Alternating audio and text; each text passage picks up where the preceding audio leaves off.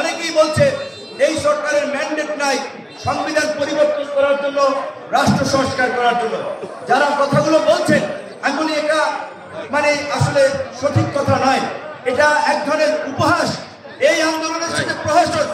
বাংলাদেশের ইতিহাসে 53 বছরের সরকারের মধ্যে এই অন্তর্বর্তীকালীন সরকার হচ্ছে ইতিহাসে সর্বোচ্চ জনসমর্থন পাওয়া সরকার। বাম, ডান, বিএনপি, জামাত সবাই মিলে সমর্থন দিয়েছে, কিন্তু এখন অনেকে খাওয়া দাওয়া চলতেছে না, বন্ধ হয়ে যাচ্ছে। কারণ অনেক জায়গায় সেনাবাহিনী দমন করতেছে চাঁদাবাজদের, মাফিয়াদের, ধান্দাবাজদের, তাদের ধান্দা হচ্ছে না। এখন তারা অনেকে দেখছে যে কোনো মতে যদি তাড়াতাড়ি একটা নির্বাচন হয় তাহলে আমরা ক্ষমতা আসতে পারলে ভাগ বটরা করে খাওয়া যাবে।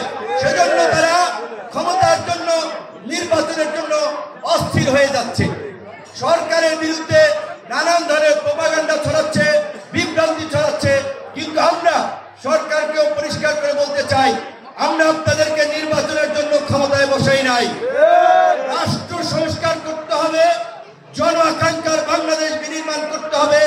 এই যে আপনারা যে 15টি কমিশন করেছেন, সংবিধান সংস্কার, নির্বাচন সংস্কার, দুর্নীতি দমন সংস্কার, এরকম বিভিন্ন সেক্টরের সংস্কার, এই সংস্কারগুলো হওয়ার পরেই আপনাদেরকে নির্বাচনের কথা ভাবতে হবে। তবে একই সাথে আপনাদেরকে একটা বিষয় মাথায় রাখতে হবে, জনগণ আপনাদের প্রতি ক্ষুব্ধ হচ্ছে কিনা। ইতিমধ্যেই দ্রব্যমূল্যের যে দাম বাড়ছে তাতে জনগণের ক্ষোভ বাড়ছে আপনাদের প্রতি। আইন শৃঙ্খলা পরিস্থিতি খুব বেশি উন্নতি হয় নাই, আইন শৃঙ্খলা বাহিনী খুব ভালোভাবে কাজ করতে পারছে না।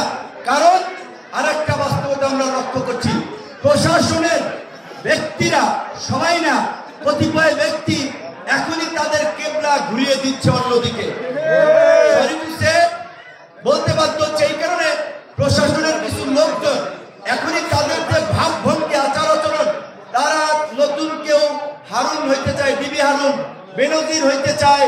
ওই যে এখন যে যারা জেলখানায় আছে, আপনার আব্দুল্লাহ মামুন সাহেব, সাবেক আইজিপি, এইরকম অনেকে এখনই অন্য দলের দিকে ঝুঁকে সেই দলের আশীর্বাদ নিয়ে তারা আবার এই দলবাজ, এই প্রশাসনের দলবাজি ঢুকাতে চায়। এই ছাত্র জনতার গণ অভ্যুত্থানের আমরা যে বাংলাদেশ পেয়েছি, সেই বাংলাদেশে আমরা দলদাস প্রশাসন চাই না, আমরা রাজনৈতিক পক্ষপাত দুষ্ট প্রশাসন চাই না, আমরা নিরপেক্ষ